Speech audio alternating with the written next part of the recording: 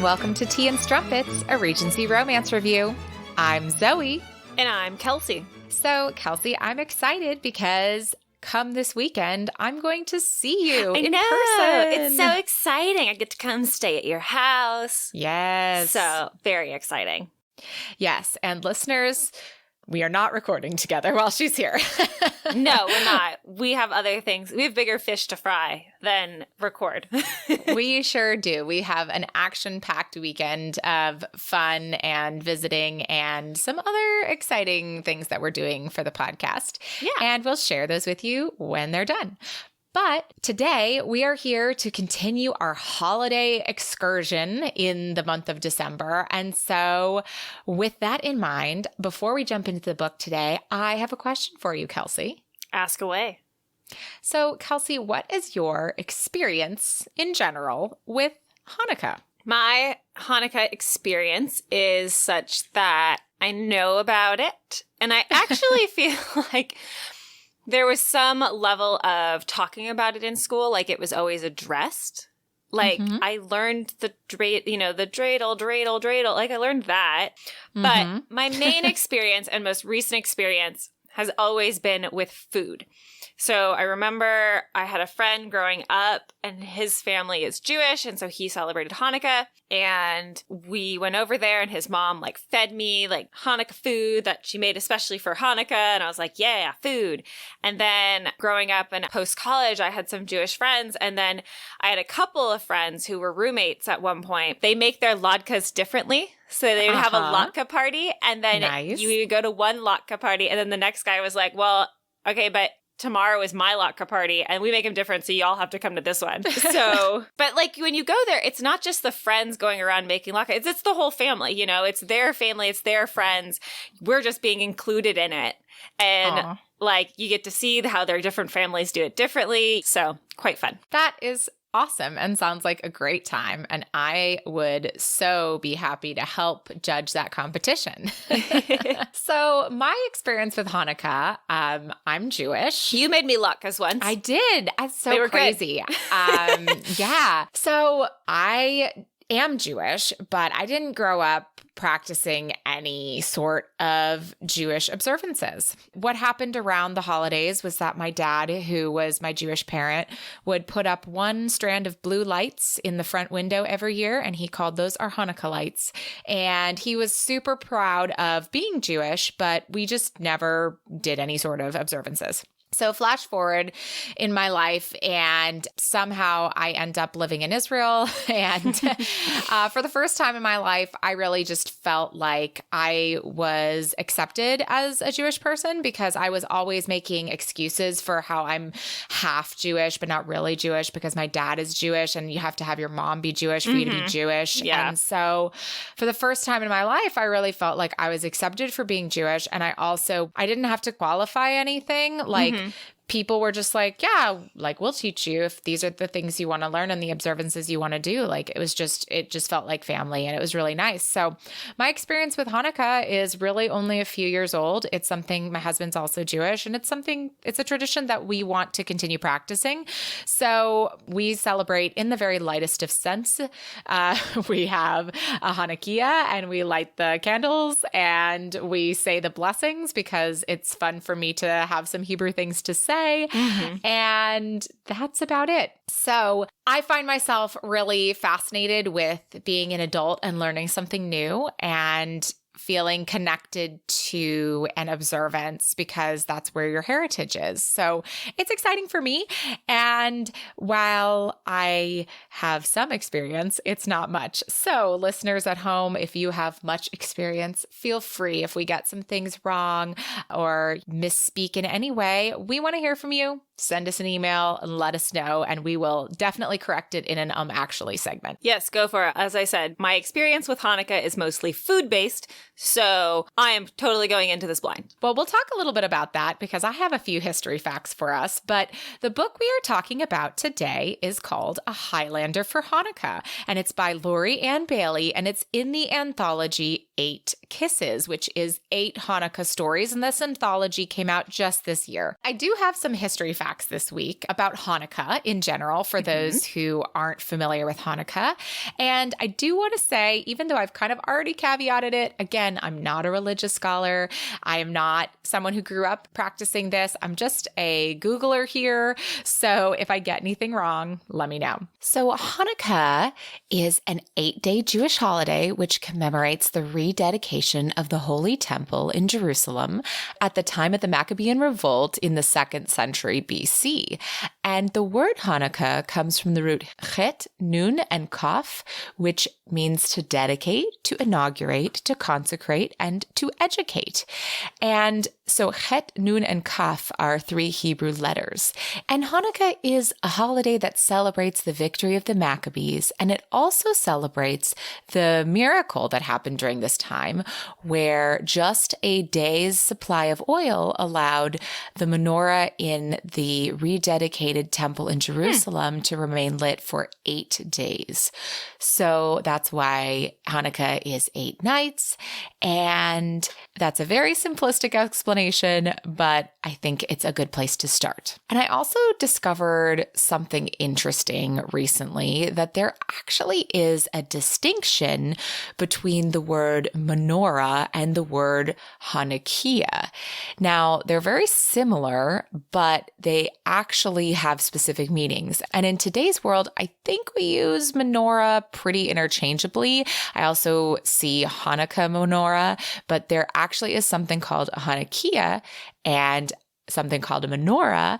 And so I'm going to explain that distinction to you right now. So a Hanukkah is a type of candelabra, and it has 9 candle holders. So you've got your 8 candles, right, that are in a line, and there's a 9th candle out of place of that line. So it's at a slightly different height or in a different position of the Hanukkah. So they can come in all shapes and sizes, but as long as there are 8 candles at the same height in line with each other and a 9th candle misaligned, that's your Hanukkah, because you have your 8 candles representing the 8 nights, and then your shamash candle, which is the helper candle, and you light that one first, and then you light the candles from right to left, the same way that you write in Hebrew from right to left. So the menorah, is a symbolic object, and it consists of 7 branches of candle holders and doesn't have the shamash out of place, out of place.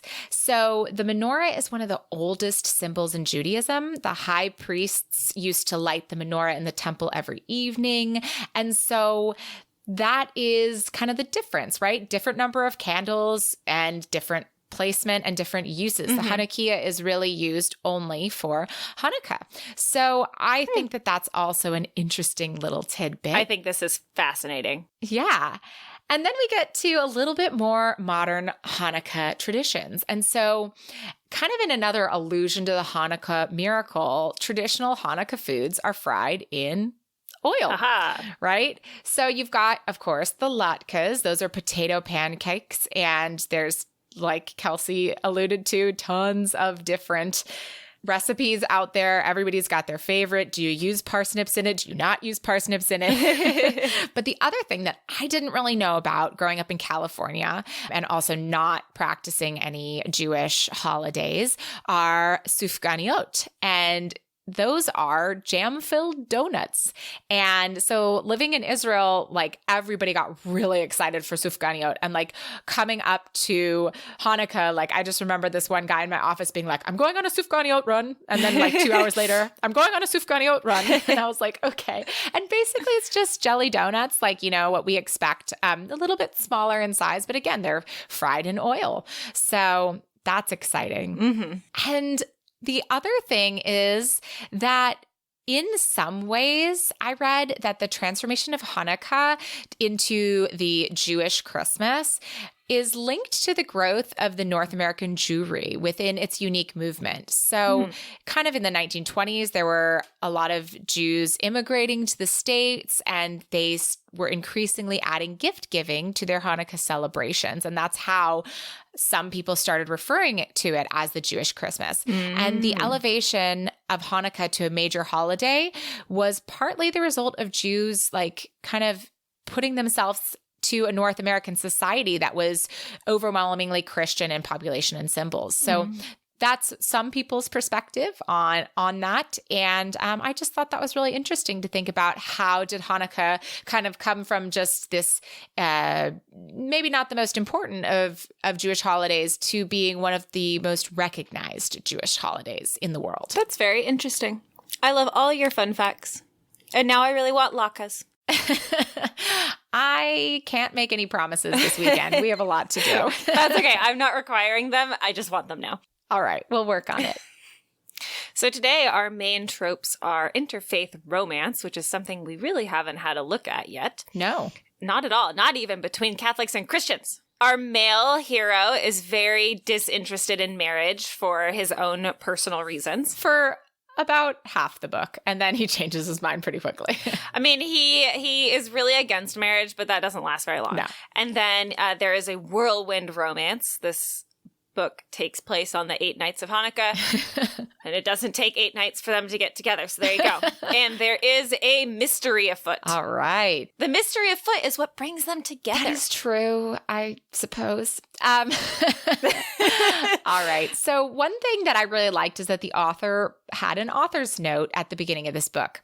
So before we get into the synopsis, I'm going to read that to you guys because I think it sets the tone to our story and gives another history fact. So the author's note reads, history is rife with religious tensions. In 1290, Jews were expelled from England. Although allowed to return in 1655 because Cromwell wanted Jewish merchants to transfer their trade routes from Holland to London, they were not allowed to become citizens. The London Society for Promoting Christianity amongst the Jews officially started in 1809, but was active before that time period. Some of the historical documents regarding the group's misunderstanding of the Jewish faith are appalling. Jews were afforded more freedom in Scotland. On the converse, for hundreds of years throughout Great Britain, Catholics were forced to hide aspects of their beliefs. The strife between Catholics and Protestants even reached into the monarchy and led to revolts, wars, and the loss of many lives. I hope you enjoy A Highlander for Hanukkah, an interfaith tale of hope, love, and acceptance. Pretty good. I like the start. And with that, Kelsey, shall we get into it? We shall. We begin on the first night of Hanukkah, and at the resolution of a gunshot, we meet our hero and heroine. Shoshana Messinger has just been saved from the shot that has gone awry by the brawny Highlander James MacDonald, who also happens to be her father's accountant. The brawniest accountant you've ever seen. Oh, yes. So she was entering her father's shop, which is a shoe and clothing emporium, when she was attacked by someone, and James happened to be around, and he got rid of the assailant, but they enter the shop afterwards, and they're kind of assessing themselves, and she puts her family's menorah outside on its stand, because it's tradition in their family to put it outside the shop, not inside. And while James wasn't shot, the assailant did get a punch in, so he has a cut. So she's like, please come upstairs. Let me take care of you. And when they enter the store, her father comes bursting in because he's heard the shot and the commotion. And Shoshana proceeds to fill him in as she tends James's wound upstairs in their apartment. So the man had tried to rob them of their money. They knew that, and they did not recognize him. But luckily, Brawny James, the accountant, had been there to tackle him. And I like how she just immediately refers to him as James, not Mr. McDonald, which I just found interesting for the period of this book, but that's neither here nor there. That was just interesting on my part. That is for later. Yes. And Shoshana invites James to stay for dinner, saying they've got plenty, but he doesn't want to intrude. And is kind of like, no, you've had a trauma. I don't want to mess up evening. Like, I'm not supposed to be here. But Shoshana insists, and even her father agrees that he should come the next night for dinner then. We'll make a plan in advance then. We won't try to just spring dinner on you tonight. And so he agrees to come to dinner the following night. After he leaves, Shoshana and her father light the Hanukkah candles and recite the blessings. As she lit the wicks, she added a small silent prayer of thanks that James had been close at hand when the burglar had appeared. A small miracle on the first night of Hanukkah. And Shoshana does the blessing in English, which in English is, "Blessed are you, our Lord God, King of the universe, who has sanctified us with his commandments and commanded us to kindle the Hanukkah light." And in Hebrew, that is, "Baruch atah Adonai Eloheinu melech haolam, asher kiddushanu b'mitzvotav ve'tzivanu lehadlik ner Hanukkah." So I thought that was interesting that she chose to put it in English versus the Hebrew transliteration, because I think at that time it seems very likely that Jewish people would be saying it in Hebrew or Yiddish. But again, this is the first book about a Jewish person I've read in the Regency, so I have no idea. Anyhow, I just wanted to share that because I think it's really interesting. Yes, and maybe she just wanted to have the prayer in a way that someone like myself could understand. Absolutely. Because we don't speak Hebrew. Yeah. And then she wouldn't have to put the translation in there. She could just have it in there. And I think she wanted the words to kind of come through. Absolutely. But I love Hebrew prayers. They sound beautiful. And I certainly, normally we don't talk about this till the end, I know, but I certainly don't begrudge her choice. I just thought it was, something I was excited to see that the Hanukkah prayers were in there. I thought that was interesting, even just a small snippet of something different. And so I just thought a lot about it. Mm-hmm. That's fair. As we return to our story, though, James returns home and he is tingling from Shoshana's touch on his tiny little cut. And he feels incredibly lucky that he was passing by their shop when he was on his way to retrieve the horse, just because there has been an increasing number of burglaries and murders in their small town, including another client of his. And he feels like the man, as he was fighting him, seemed familiar, but he just couldn't place him. But the next day, troubled by the events and his fascination with Shoshana, he finds himself wandering into the Messinger's shop to see her.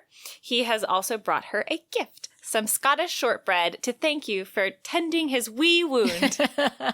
And Shoshana is touched, but she saves it for dessert after their meal later. And James confirms again that Shoshana doesn't mind having another mouth to feed, and his inner dialogue reveals that he had to raise his sisters and food was always scarce, so he doesn't want to impose upon somebody else. But again, Shoshana reiterates that she would very much like him to join them. So James agrees and reminds her to please be on the lookout for her safety. Yes, and now we have reached the second night of Hanukkah. And Shoshana is rushing to make sure the meal is ready, but she's thinking about James. And James has done business with her father for a few years now. And she's wondering if he is open to understanding her customs and cultures, because she's very excited to share those with him and is very interested to understand his tolerance. And this time in history, as the author pointed out, there was a lot of English laws aimed at trying to change their religion and convert Jews to Christianity. Mm-hmm. So she's very interested knowing that he's Catholic, and she is just interested because Catholic is still a branch of Christianity, so she's not sure where he falls as far as the influencing other people's religions. And her thoughts are just so conflicted at this point because seeing James makes her flush, but she knows that, quote, a family was the last thing she could have with a man who was not the same religion as her. She would be foolish to focus too intently on this unavailable man.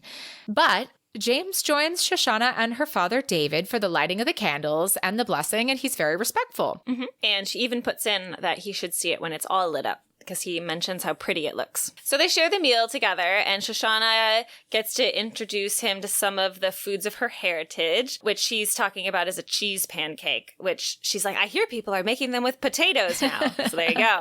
It's an early form of latke.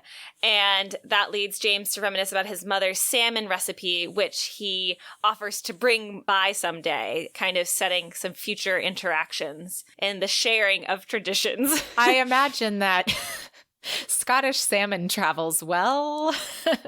Not. Anyhow. I don't know. Okay. Maybe it's a smoked salmon. Who knows? Who knows? So after dinner, the trio is just settling down to enjoy the shortbread that James brought when a banging downstairs startles them all. And her father is sure it's just a late customer, but Shoshana's heart beats a little bit faster after having a gun pointed at her direction the day before. Fair. So David leaves to attend the person banging, which leaves Shoshana and James alone to get to know each other a little bit better. And they really just talk a bit more about their families as they kind of had already started. She really enjoys the shortbread. She makes a point to say it's lovely, and she's quite enthralled with it. But then again, having had shortbread, it is quite delicious. Mm-hmm.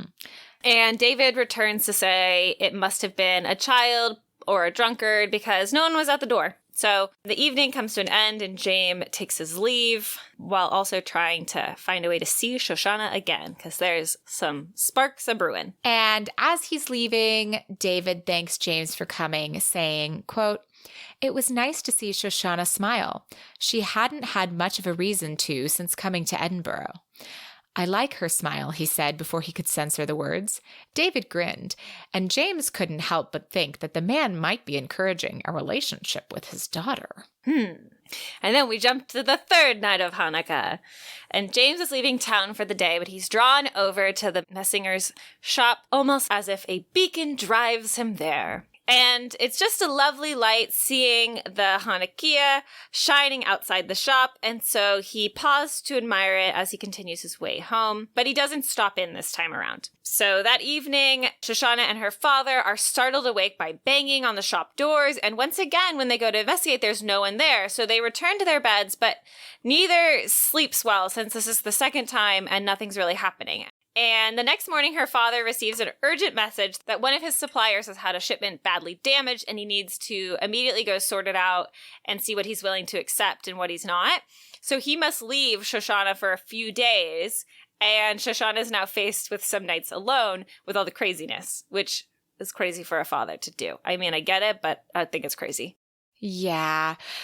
But we arrive at the fourth night of Hanukkah, and with it comes a familiar face in their shop as Shoshana is closing. It is James, and he has come to check on her at her father's request. So he didn't leave completely with nothing. He apparently is a matchmaker. I don't know. Seems like it. And so he has asked James to check in on Shoshana. And so Shoshana invites James to stay for dinner. And this time James accepts without any qualms. After all, he just has an empty house to return to. And so before Shoshana can stop herself, the words are out of her mouth. She says, "Why are you not married?" she asks. And he replies, "I never wanted a wife." His eyes focused on her, then shifted away as he finished his statement. Before, he looked puzzled. So James is having some thoughts, and Shoshana lights the candles as he watches respectfully, and then they go upstairs. And she is just conflicted because while he seems respectful of her customs and she is attracted to him, she still feels that he is just not an option for her to marry. Quote, "Her stomach churned as she imagined her own children being forced to attend services of another religion as her family had been." So they have their unchaperoned dinner together while they're both starting to have thoughts, and they talk about respective histories and families before Shoshana asks him the question that's really been on her mind, which is why James is not deterred to be working for a Jewish man. And James, she finds, is really quite tolerant. He understands what it's like to have your beliefs and feel ostracized and have your rituals outlawed. He talks about in Scotland how the Catholics have had certain rights be taken away. Mass was outlawed for a while, and they're still not allowed to celebrate certain holidays. So there is some sort of religious understanding in the sense of not being allowed to practice your faith as you wish you could. So Shoshana is delighted to hear that he believes everyone should be able to practice their beliefs, but knows that being tolerant of others in general is very far away from raising a family with different beliefs. And she is sure, absolutely sure, that he would want his wife and children to emulate his own beliefs. So as James makes to leave at the end of their meal, Shoshana makes an outrageous proposal out of left field. She says, quote, "You can stay." Her gaze softened and she looked unsure. The blood in his veins heated. "My father would let you use his bed," she said. So, I mean, it really came out of left field. They were just talking about life, and all of a sudden she's like, you should stay. Yeah. But he somehow immediately accepts this idea as a good one because, after all, wouldn't David be happy that someone is watching over his daughter? Which, I mean, that's a fair point, but I don't think that's really what's motivating him. Yes. And I mean, I get it was probably just a matter of like she's been shaken and the idea of having someone else in the house instead of being by herself the first night her father is gone. I get just like being like, just stay. Yeah, of course. There are forces driving this, but narratively, it was a bit abrupt. And as James falls asleep and he fights temptation, he imagines Shoshana snuggled beneath her own blankets. For the first time in years, he was under a roof with another person, and he was comforted by her nearness. She was safe. So James has a bit of resentment towards other people since he had to take care of his sisters when he was younger, and this tends to be a common theme with him. He's just like, he likes his personal space and not having to worry about anybody else. So the next morning, he awakens before Shoshana and decides he needs to wake her up so that she can lock the door behind him when he leaves. So he enters her room without permission and wakes her, but she doesn't seem to mind. And so he just basically says, I need you to lock the door because I want to leave, but I didn't want to leave the door unlocked because of all the things that have been happening. And so she walks him down and he pivots to say goodbye and they kind of bump into each other. And now that they're physically touching and in close proximity, they kiss each other. And then they break away and he leaves. But it's like a pretty good kiss. Like, I don't know, we don't know her virginal status, but it was like already like, let's get the tongues involved. Like, let's keep going. So it definitely was like smoosh kiss, and she doesn't seem to mind or be shocked by any of it. So interesting. True. And then, as is the case in this book, we don't really get any daytime. It is now the 5th night of Hanukkah. And Shoshana is hoping to see James again, of course, even though there is no reason for him to return this evening, but she can't help herself. She is drawn to the thought of him, and she does want to kiss him again. And of course, she's in luck because James returns, though he invites her to take a ride with him if she'd be interested. So, although she's attracted to him and she's still trying to convince herself that James, 1, wouldn't want to marry her, and 2, isn't a suitable match for her, she agrees to go. They ride off double on his horse to an undisclosed, quote, surprise location out of the city. And so she asks him where they are going, and he insists it's a surprise. And Shoshana, rather than like be worried at all that this man is just taking her somewhere where nobody else knows where she's going in the cover of darkness, just isn't worried at all. She, in fact, is, quote, curious now, but she wasn't even sure she wanted to arrive at their destination. The contentment enveloping her was magical. So, luckily, he hasn't taken her away to murder her. He has actually taken her to his cottage, where he has also procured dinner for them as well. So they eat, and he notices how natural it feels to have Shoshana in his house, and he has a sense of pride at being able to show her his home. He's very proud of his home, and then he takes Shoshana outside and makes a bed under the stars. Not for them to do anything with, it's just for comfort purposes. And they sit and like gaze at the stars. They do stargazing because she had mentioned how she hasn't seen the stars in such a long time because she's been in cities, and cities are not a convenient place to look at stars. Yeah. And Shoshana falls asleep outside, and rather than wake her up, James takes her inside to sleep and puts her in his bed, but like makes sure to create like a blanket barrier between them, so they're just like she's under one blanket and he's under a different one, so they're not under it together. But like he couldn't put her in the spare bedroom because he just wanted her near. Was there even a spare bedroom? Yes, he mentions how he couldn't put her in he didn't want to put her in the spare bedroom. Oh, okay. There was one. Oof. It was a weird scene, and I kind of was like, I think my note on that was like, I can't decide if this is creepy or not. Oh, I got real creep vibes. I mean, I was creeped out from the moment that like, okay, sorry, that's for later. So the next morning, James wakes up to Shoshana, who is having no issues whatsoever with this whole situation at all, because she is making herself at home by making them breakfast as if this was her home and was a totally normal occurrence. So she admits she slept well, but she must get back to the shop, of course. And they eat their breakfast and head back together. And when they arrive to the site of a robbery. Oh no, so it was a good thing Shoshana wasn't home last night, because it looks like someone has broken into the door and rifled through the office, although it does not look like they tried to go upstairs at all, and nothing seems to have been taken. Mm-hmm.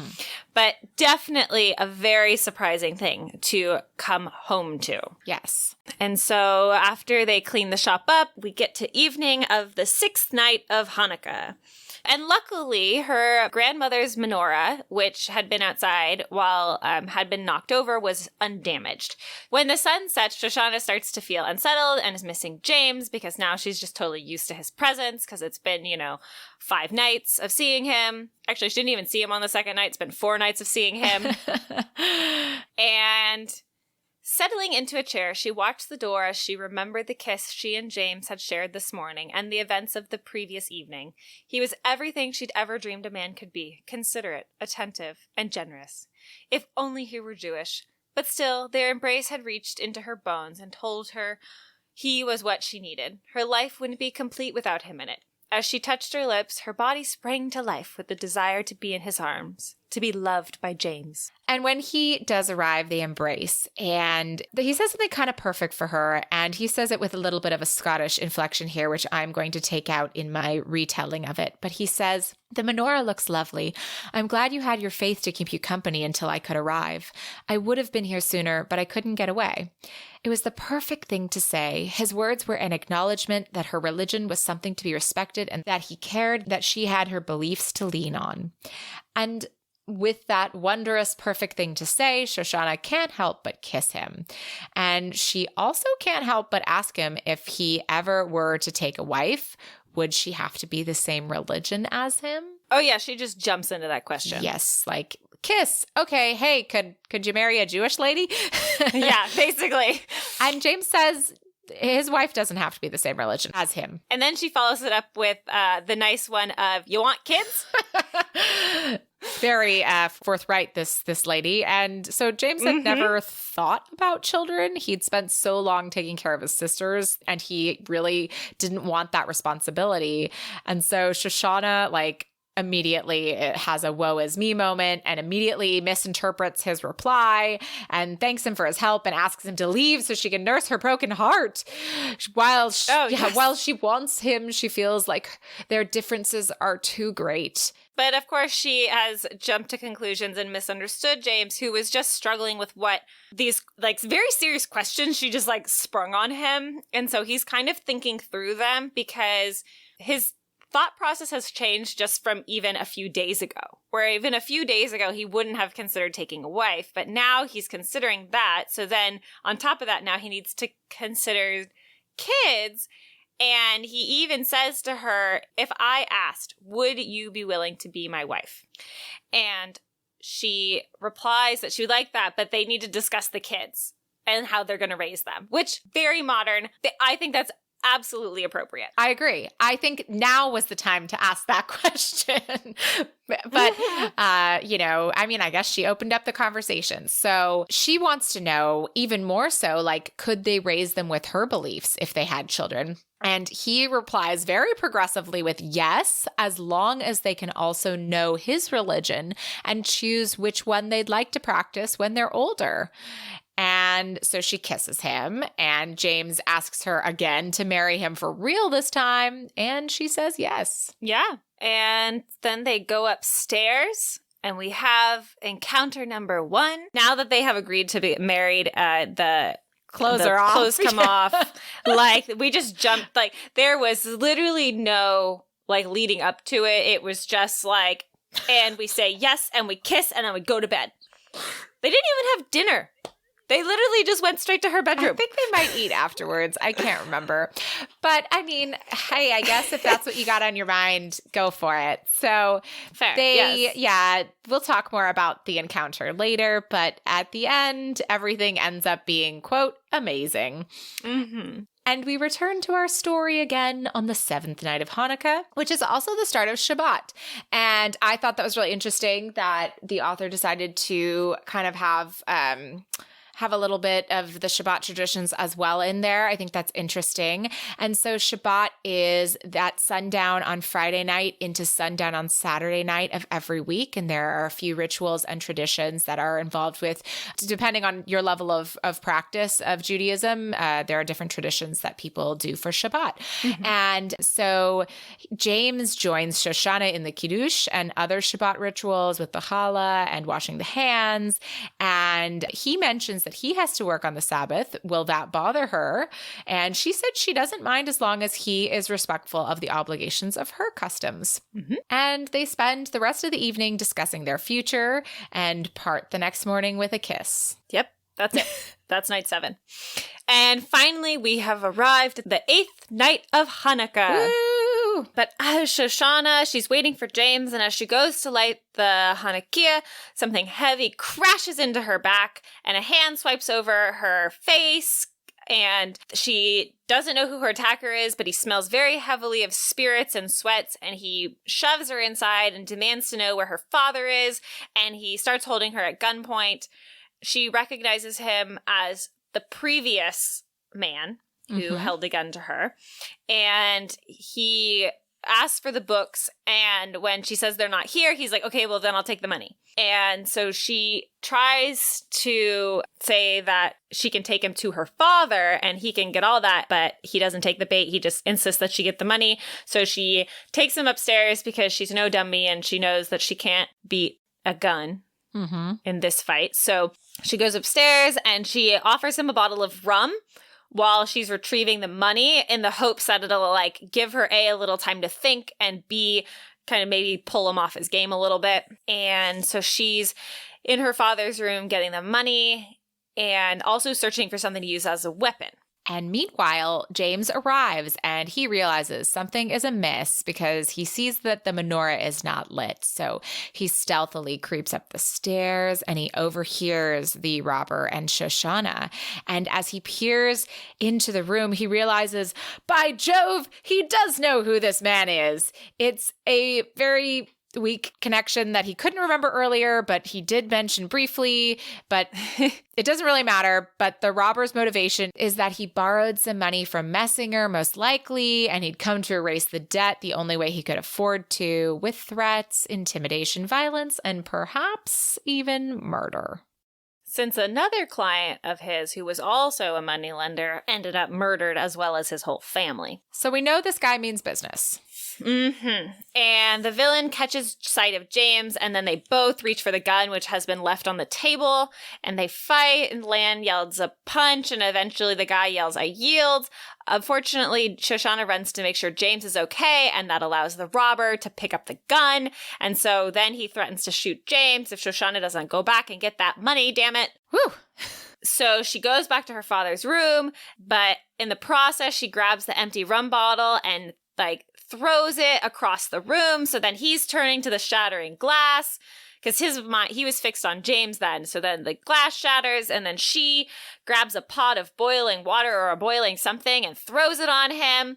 And then in his yelling and screaming and pain, he drops the gun. And so James gets it and then basically tells Shoshana to get some twine because this dude is no longer a threat. And they take him to the authorities, never to be heard from again. The villain shall get his justice. Yes. So the traumatized couple returns to Shoshana's house and they have a tearful recap of their evening together, which leads them to profess their 7-day love for one another.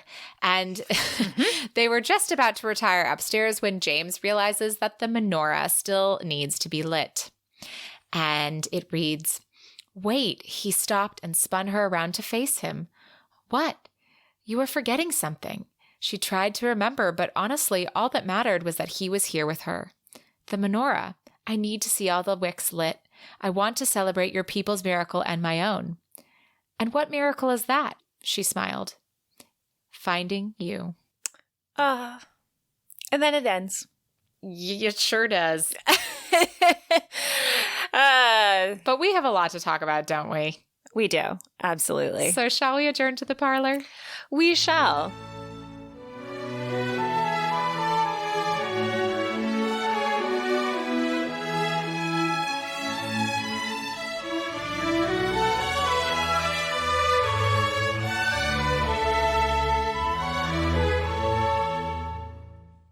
Today, I want to tell you all about a really fun event that's happening next year. So on May 2nd in San Diego is the second annual Love and Devotion Author Event. Ooh. So what is the Love and Devotion Author Event? Well, if you come, you can join over 60 romance authors and cover models for a fun-filled day of book signing, discovering new authors, raffles, and more.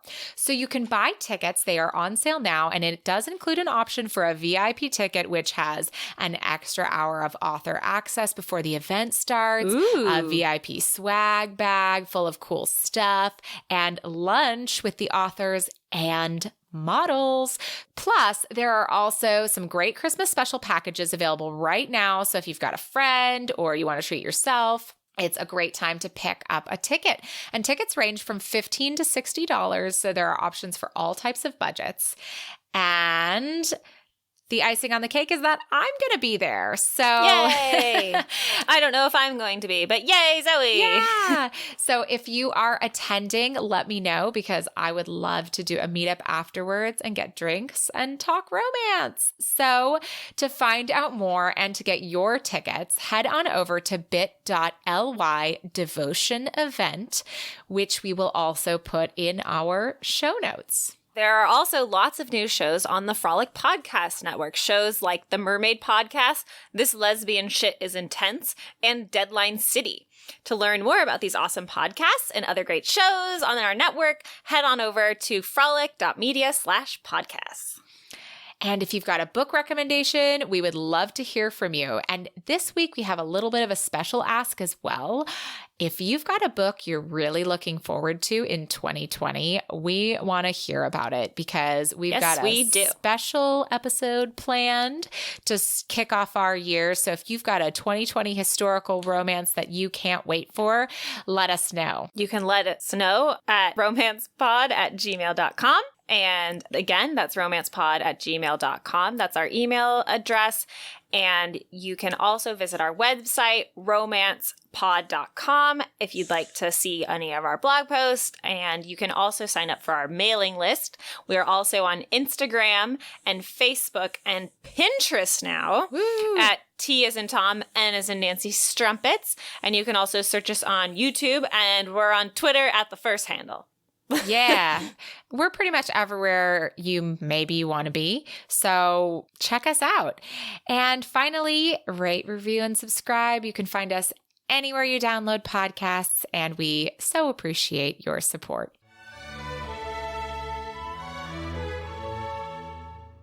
So I have a lot of thoughts. I have them too. I thought this book had some elements that weren't terrible. I thought that overall, though, the whole thing felt rushed. That's interesting because I don't know if it felt rushed to me. I mean, it's a short book for sure, but I felt like it just felt very insubstantial. And I think we're basically saying the same thing just in different ways, or basically some of the symptoms that the book had, we disliked for similar reasons, but just like a little bit different dimensions of them. So yes, I think you're right on the nose there, actually. Well, and I see your first note is no chemistry, and 100%. Yeah. No chemistry. There's none. They talk about each other and she's like, so I'm attracted. And he's like, she smiles pretty. But like, you don't feel that attraction like you do in a lot of these other books. Like, it's just not there. Yeah, I think the way that the writing was in this book is there was a lot of explanation. So the plot relied on. The writer explaining the character's thoughts very basically rather than kind of giving us a feeling. I think I've talked about it a little bit in some of our other books that we've discussed where, the author isn't giving the reader the benefit of the doubt to understand these things, right? Where they're telling you things rather than giving you things to piece together versus like how Courtney Milan does it so geniusly in the novella we discussed, right? Where, you get the point of view of the Duke, and you get the point of view of the heroine, and you get the point of view of the hero, and they're all different points of view. And because you get all these points of view, you as the reader realize kind of what the right path is, right? Yes. I actually did write that note down as like we talk about how he said that perfect line about how he was he was acknowledging her religion and he has accepted her, but like literally right afterwards the author explains why it's the perfect thing to say. Yeah, and there was a lot of that. And so it just felt very simplistic. So that was kind of a bummer. And I think that's also why the chemistry didn't feel like it was there, because it feels like when you have to tell like, oh, they're in love. Like, really, look, they're in love. Like, look at how much they want each other. It doesn't feel as natural when it's just explained rather than set up. Yes, agreed. And we jumped around in our discussion about how we skipped to the different nights of Hanukkah, which is how the book was set up. And I think that could be done in a way to kind of further the plot along, since this is considered like this is meant to be a novella. It's meant to be a short story. Mm-hmm. So I get that you don't need to fill in a bunch of space, but I also felt like it was used in a way that gave the author an excuse to not put in those extra details, to not kind of put in that natural flow, because it was really abrupt. It's like, I ran out of things to say. Next night. Yeah, it was the seventh night, I think, especially was like literally 2 paragraphs. And I'm also fine with skipping a night, but yeah. I did, it got a little bit like funny almost, because you're like, okay, now we're on to the next night. Mm-hmm. Exactly. I guess day doesn't happen in this small murdery town. But yeah, I thought it was really cool actually to have a story that focuses on a love developing over the 8 nights of Hanukkah. Like, I think that there's something there. And I think that that was a cool idea and a cool thing to go for. I just think that because of the execution, we just didn't get the chemistry and the tension and the development between the 2 characters. It wasn't particularly believable for me between the 2 of them. And that's what I have to go on here, right? Is them. And it didn't work, because I think I actually read a lot of holiday novellas this year, because I read this one. I read Once Upon a Christmas Eve for last week. I read one for a Boobies and Newbies episode. And I read 2 others out of an anthology for my book club. And the first one out of that anthology is quite short, but takes place over one night. 1 night. And they have this really wonderful adventure together. This is the Tessa Dare one. The name escapes me, but it's in the anthology that's been just published in paperback. I have to read this for my book club. It's delightful. It's one that I particularly like. Yeah, there's some silly little elements, but it's a holiday novella. I'm always ready to kind of accept a little bit more silliness and holiday magic, shall we say, in a holiday novella. But that happens over one night. And then at the end, they don't, spoilers for this novella, everyone, they don't actually get married right at the end of it. They do like court afterwards, and then they get married, but she doesn't highlight any of that. You just kind of, she's set up all this tension and excitement between these 2 characters and this shared mutual thing, and then given something believable that they court. Regardless, she did all of that building in one night. Right. Mm-hmm. And I think that 8 nights is plenty of nights to do it. I think that it just missed the mark here. Mm-hmm. Agreed. Yeah, there was just a lot of assumed things, and they're just really, for me, that was hard, because there just was you didn't feel like the characters were drawn to each other. No. They talk about being drawn to each other, but are missing each other and thinking about them all day, but you don't really feel that between the characters. Yeah, and I think that it's kind of a shame, because I'm a little disappointed that I didn't like it more, because I've tried really hard to find Jewish books in the Regency, and this is truly that. And I think it's really admirable that she set out here to write a book that was fairly true to history. And I think that that's really cool. It's so great to be writing about this time and these people and the things that they were fighting for or struggling with or just doing day to day. And I've been thinking more and more about that with Regency and Victorian and all these books that I love. You know, I have a lot of stories in my head, and I think maybe one day if I get ambitious enough, I'll write them down. But it occurred to me recently that none of these stories in my head feature Jewish characters. They all feature Christian characters. And when I started reading Regency romance, I had absolutely no context whatsoever in my head as to what Christian celebrations and customs were. I'd never heard about reading the banns. I didn't know what that meant. I also didn't know all the customs of the British aristocracy. These are things that by reading and morphing into kind of our own desires for what makes a good book, we learn. And so I think that there's a lot missing, and it's too bad we aren't seeing what Jewish people or, ex people are doing at that time period. They're there. They're happening. In fact, I was looking up Hanukkah music, and there is a very traditional Hanukkah song called Ma'oz Tzur, if I'm saying it properly. And I found a rendition of it that was transcribed, I believe, by Bernadetta Marcello in the 1700s. So Jewish people were celebrating things during this time. They did live in this region of the world during this time.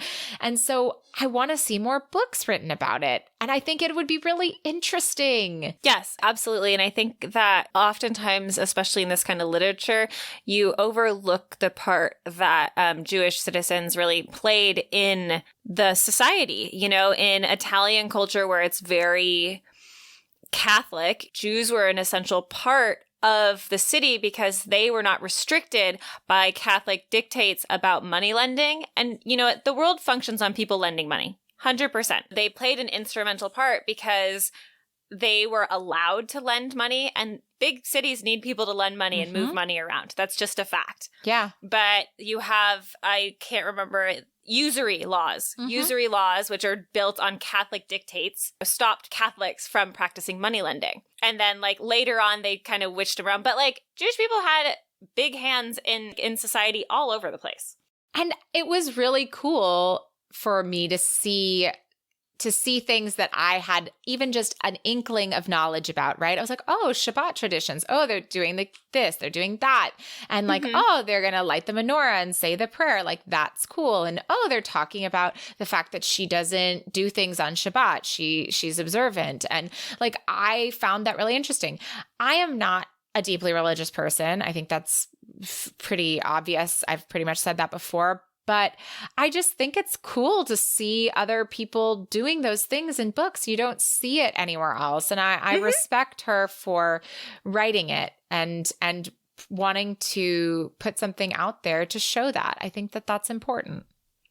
Yes. But let's talk about our hero and our heroine specifically. I think we've talked about our general thoughts on the book. So now let's dig into those characters. Yeah. So let's start with James. I think that James is kind of cool. He makes sense to me. He's kind of a big, hulking, brawny guy who has a bit of protector instincts because he's had to raise his sisters, and he's had, 2 years now by himself. So he's kind of gotten a little break. And then he meets this girl who he thinks is beautiful and vibrant, and he falls really quickly for her. And to me, that's believable, right? Absolutely. He thinks that he doesn't want anybody and any responsibilities in his life, but really he just needed a little bit of alone time. And then now he wants to have a family of his own. And so I'm super into that. I felt like he was very true to his own character. I did not like that he just took her to his house and didn't tell her where they were going and like thought that that was a good idea. And then like when it turns out that the surprise was to like show her the stars, I literally wrote some note of like, and really he couldn't frickin' tell her that they were going to look at the stars. Like, also, let's be real. It's freaking cold out. It's like really they talk about cold. all the blankets, but Scotland is cold. And it's winter. It's so yeah, cold. I mean, Scotland is very cold in the wintertime. Mm-hmm. So, yeah. So overall, yeah, I think James is fine. I just think that both of the characters were kind of let down by all the explanations in the book. So I would give him a 5. I can take him or leave him. Cool. That's where I'm at. Yeah. I can take him or leave him as well. He's a 5. He's done nothing to offend me. I don't dislike him, but I don't have any other opinions really other than I don't dislike him. I liked, I thought it could have been a more like character. He took care of his sisters and then he went from being a farmer as a kid and like working, and then he kind of traded his like once his sisters were married, he kind of traded his numbers knowledge and ended up into accounting, and now he's got what seems to be a thriving business if he can afford a cottage and a plot of land all his own. Mm-hmm. So he's kind of a self-made man in that sense, which I think is really admirable, but you don't get enough of that to really understand him and admire him. It's mentioned, but you don't really feel that growth from there and how he's kind of because we only see him at night. Yeah, true. But even his own thoughts, because a lot of times you get understanding of characters because of their own thoughts, and his thoughts always go back to his sisters, but he never really mentions like his growth from there and blah blah blah. So yeah, I think he's 5. You can take him or leave him. Great. And what do you think about Shoshana? I like her. She's fine. I think she's also a 5.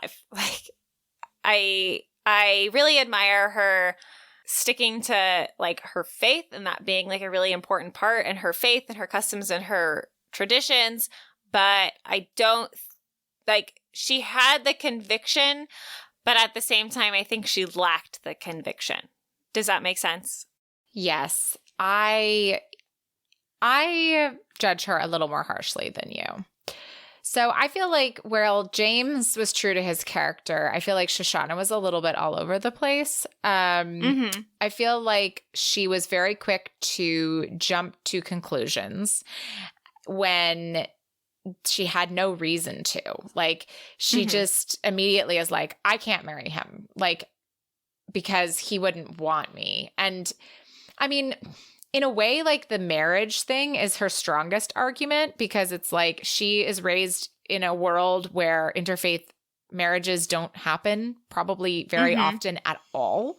Yeah. And so like that I get, but there were just other things, where we got to the children and the this and the that. And it was just, she immediately would just like be like, oh, this could never be, when nothing in his behavior had ever pushed down that path. You know what I mean? So I felt like 100%. She just was like inside her own head, and it wasn't a characteristic that I liked. I didn't like it also as a device to drive the story forward. I felt like they actually, in all of those places, could have had a different conversation and gotten the same result, and it would have been more rewarding as a reader. Agreed. I also thought it was kind of crazy. She was very damsel-y in moments, and then at the end of the day, she like saves the day by throwing the vase and throwing the boiling water, which was, before never mentioned, but happened to we be didn't there. know she was boiling water on the stove. Like, Yeah. So, so in that respect, I was just like, who is this girl? I mean, like, I also did appreciate that at the end she wasn't a damsel, because I prefer to see women who have some confidence, but it did feel a bit incongruous with the Shoshana I'd seen before that was so self-doubting and so woe is me, that all of a sudden she's like, I'm going to save the day. So for me, she's a 4, just because I didn't like her. So that's fair. Yeah. I was kind of meh about her. I agree with all the points about her being like back and forth. And I was thinking, I'm like, okay, she's just going to be the damsel. It's fine. Not the end of the world. And then it changes differently. Yeah. So I'm still going to stick with the 5. I get why you didn't like her, and I fully support you not liking her. I just really couldn't have cared less about her. So she's a 5. So it's just like, meh. So how about a favorite or least favorite quote? Do you have something you'd like to share? Let me see. I highlighted a bunch of things. A couple of the quotes that I read out, I think were some of my favorite ones. I felt like they were the ones that moved the story along. I also read out some I didn't like so much as well because, you know, the author made a choice here that I disagreed with the writing. So I wanted to say it in her words rather than summarize in mine. But Kelsey, you've got something that you did or didn't like that you want to share. Oh, I didn't understand it. So this is hard to see because you're not reading it, and I'm just going to speak it, and then I'm going to explain to you why it was weird. So the line is, a swish of air and a tinkle of a small bell alerted her of another customer. Now, I've highlighted this because swish and tinkle are italicized. Oh. And I don't understand why. I actually remember reading that scene because I was so confused as to what was happening. I read it like 3 times because I was like, wait, huh? That's like someone was entering the store, but it was like very confusing. So. Yes, but I didn't understand the italicized. Like, I get that you're like the verbs. Mm-hmm. But I don't understand why the verbs need to be highlighted, especially in context of that sentence, because this isn't a very important sentence either. This is just a sentence. And yet she has like made the choice to italicize. And I don't know if that was just like an editor didn't catch it or what, but I was very confused and I highlighted it and I wrote a note. Fair enough. I'm trying to decide which I want to share because it's very hard because so many of these things feel not as jarring out of context. But a lot of the time, I think what I noticed is that like some of the sentence structures were also so short and abrupt, just like the thoughts that were happening. Mm-hmm. But there were just a couple like little sentences, you know, where it was like, warm nights, coming home to cuddle under blankets came to mind. And I was just like, especially in the paragraph that it was in, it was just so abrupt. And there was another point where she was just like, where James was about to leave and it says, Shoshana's shoulders dipped. Perhaps she was disappointed to see him go. Anticipation flared in his chest. Like 3-word sentence, then a 6-word sentence, or 7-word sentence, and then a 5-word sentence. And it was just all of these very like, da-da-da-da-da-da-da. Da-da-da-da-da-da. Da-da-da-da-da-da. Da-da-da-da-da-da. And so it just, the cadence of the book just didn't have a mature rhythm to it. Yes. And I will say, like, I highlighted a few lines that sounded a bit more mature. Mm-hmm. So, like, you did have those, and I agree those were very simplistic, and it kind of wrecked the cadence because especially they'd be thrown in with something like, the glow was like a beacon, and he wanted to turn in, knock on the door, and drink in the sight of the bonny brown eyes. But it wasn't just that. Shoshana loved who she was and where she'd come from. Her quiet confidence and sense of self drew him to her. And like, that's great. That's a couple sentences, but it's beautiful. And I it's also really highlighted nice. that one. Yeah, there were moments. I have a couple that I highlighted and said, this is better writing, or this is cute, or this is sweet. So it wasn't all like the things that we were frustrated with. And I think almost in some ways, when you have those good moments, it makes it a little bit more frustrating as a reader because you're like, no, like this one, like, yeah, I like this thing, but then we go to this thing and I don't. Yeah. And then, because like that beautiful line was then followed by my random italicized verbs. And I was like, why are these italicized? Taking away from the good. This is not an important sentence. Yeah, for sure. So let's move on to our steaminess rating. What would you call this one? I would say this is like putting your tea in the cup and realizing you never turned the kettle on. Yeah. What boiling water, right? Because I have an electric kettle and every once in a while I think I've turned it on and I haven't. And then I pour the water and I'm like, and I put the tea bag in and nothing happens. And I'm like, oh, wait a second. This water is cold. Yeah, it's cold water. There was just no tension between the two of them. It was a lot of, I want this man, but he's a different religion than me, so I can't want him, but I want him. Did I mention how I want him? And then there was the encounter. And the encounter, I had some major problems with it. It's not particularly long. It's actually more detailed than I thought it would be. I thought we were going to have a fade to black. I really did. Did you? I think it would have been better if it was a fade to black. I think it was an unnecessary amount of detail for like the lack of tension that led to it. I can't agree more. So there were just like things, and like it says she explored until she'd noticed he'd stilled. Did I do something wrong? She asks. Nay, lass, not at all. And then he just keeps going. Why did that even?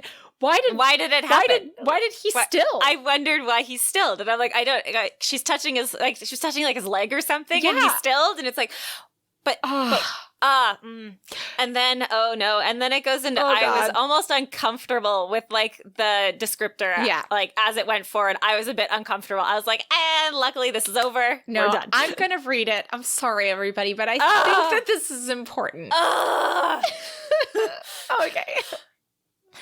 So I'm skipping one paragraph, but he slowly entered her. She tightened her grip on his side as a moment of pain racked her. It faded, and then the completeness of him filling her brought her back to the moment. And I just wrote, I am very stressed at the lack of development in chemistry. Like, I was really upset by that moment. I was like, why? Like, I was, instead of being excited, I was like, oh my God, like, stop. Like, and the pain racked her. And I'm like, why are you in so much pain? Like, and then it racked her, and then it just went away. Immediately, because she's full of him. And I'm still thinking, like she just doesn't know what's going. I didn't feel comfortable.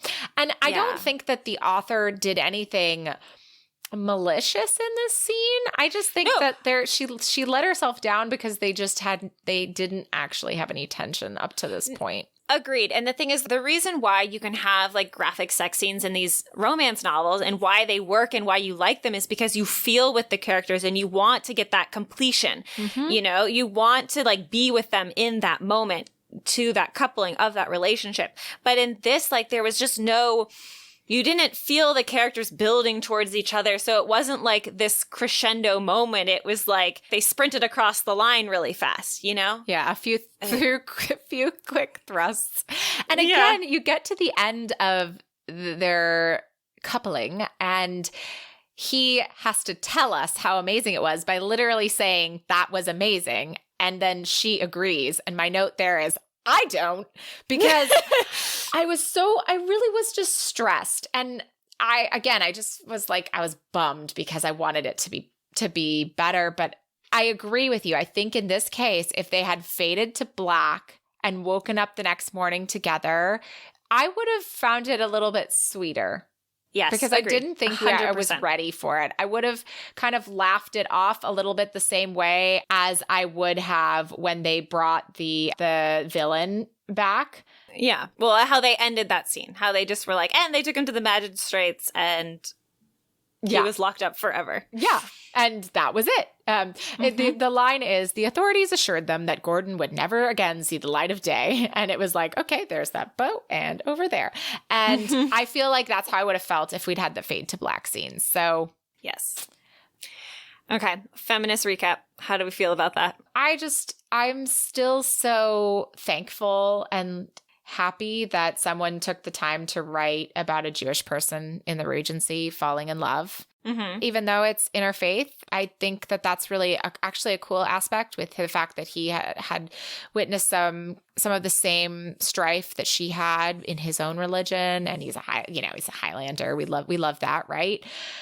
Yeah. So I feel like that's like a point for feminism, right? For doing something different and showing a different perspective. And, I think that that's really cool and admirable.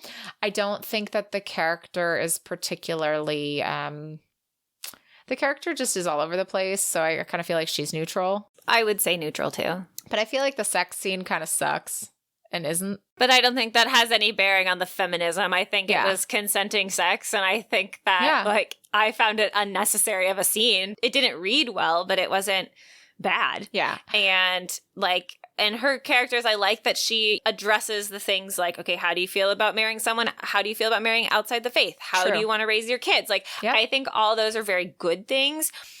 But yeah, she was all over the place. So I don't think it was it was no way offensive. Yeah, I agree. But I couldn't really say it was a strong supporter either. I'm just firmly in the it's fine. It's neutral. I think this one falls under neutral. I really do. Yeah. I wouldn't recommend this to someone as a text on feminism, shall we say.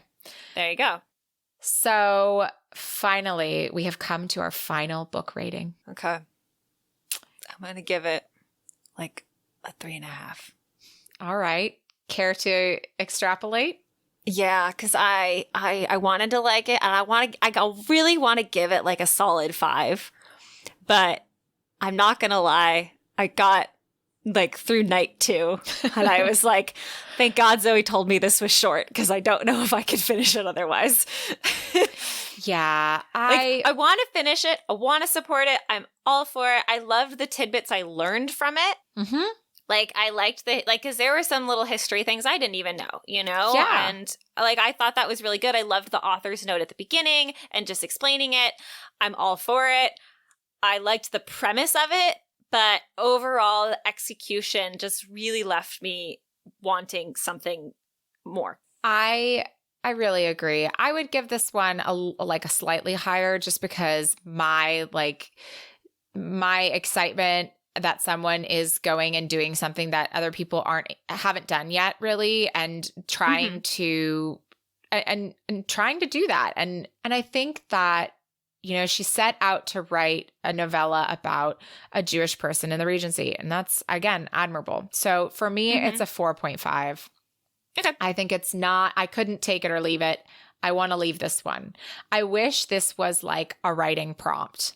A Highlander and a Jewish shop owner's daughter meet and fall in love over Hanukkah. Wouldn't that be such a cool book if, like, that was the prompt, and so every story had those same characteristics of, like, a Highlander and a Jewish girl? Yeah. Even it could be the opposite. A Jewish man could meet a Highland woman, you know? Like, yeah, all you have to have is Jewish person, Highland person, and they meet over Hanukkah in Scotland. And then have a bunch of different writers take that story and, like, see their takes on it. Yeah. That would be really cool. And it could be essays. It could be like, you could have short, you could have long. I wish more people would do it. And, like, that would be so cool. So maybe I'll start, in my mental rotation of stories in my head, I'll start trying to think of one too, because, you know, if you're going to challenge the world, you got to take on the challenge yourself, right? Yeah. But so I again, like, really applaud the author here for doing that. And I really want to reward her much higher, but I completely agree. The execution didn't work for me. The quality of the writing left me wanting more, and the characters just didn't have development and tension like I was looking for. So that's why the book gets the rating that it does. But I really want more books like this. So we have to talk about books like this. We have to write books like this. We have to get better at writing books like this. So Absolutely. I am also still very appreciative of the author, not only Lori Ann Bailey, but the whole group that did this anthology, for saying they want to write more about Jewish people falling in love. That's really cool. Absolutely. And we want to see more of you, so keep on trucking, y'all. Absolutely. Toda rabba lekulam. So thank you very much to everyone. However, we have reached the end of our podcast today, and we've actually recorded our final podcast for the year. Whoa! Look at us, Zoe. We've gotten this far. We got to do holiday specials. How exciting. I know. It's been so much fun.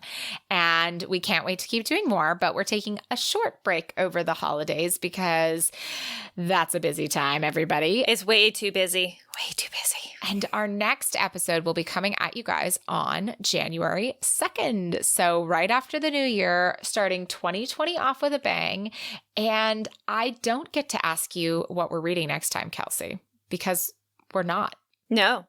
So we will pick that up in our next episode. Cliffhanger. But if you want to be the first to know, you can sign up for our email list on our website, because they always get to know a little bit in advance of everybody else. So happy holidays. Hag Sameach to everyone. Hanukkah Sameach. So I hope everyone has a lovely time with their family. Yes. Happy holidays.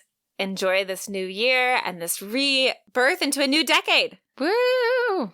heading into that new decade. So it is definitely a time to shed our old skin and wake up new and refreshed. I love it. I am very excited for everything that 2020 can bring. Yes. So thank you for listening and join us in the new year. And may all your ever afters end happily.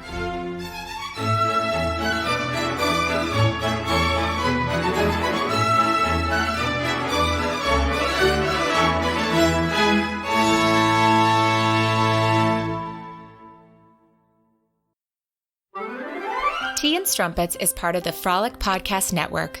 Find more podcasts you'll love at frolic.media/podcasts. There's some sort of shush. I can hear it. I don't know why you're yelling. The door is open. I didn't lock it. He thinks, I don't know. He thinks the door's locked. I don't know. So cute. So there's some sort of religious understanding in the sense of not being allowed to practice your faith as you wish you could. I'm sorry, I don't know why the cat is yelling. The cat's gone to go yell at John. I don't know why he's yelling. I can hear him in the room. Sorry, I just think it's funny. Now my dog is barking up a storm. What is going on? Oh, no. And then there's Daisy, who's just sleeping. The best of them all. The menorah looks lovely. I'm glad you had your... I can't do the Scottish accent. I'm going to... I'm glad you had your faith to keep... That's too Irish. Yeah. Okay.